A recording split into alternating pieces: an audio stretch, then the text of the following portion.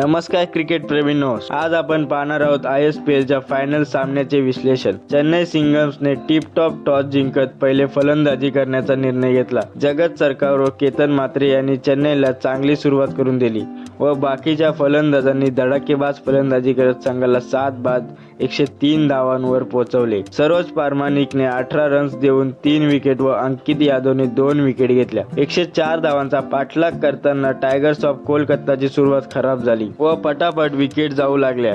यानंतर आरिश खानने एकाकी झुंज देत 9 बॉल्समध्ये 25 धावा केल्या। कोलकाताने 10 ओव्हरमध्ये 9 बाद 74 धावा केल्या। अनुराग शार्सरने 3 विकेट व अंकुर सिंगने 2 विकेट घेतल्या। अशा प्रकारे चेन्नई किंग्स 29 रन्सने हा सामना जिंकले व पहिली बार ISPL ट्रॉफीवर आपले नाव कोरले आणि टायगर्स ऑफ कोलकाता उपविजेता संघ ठरला।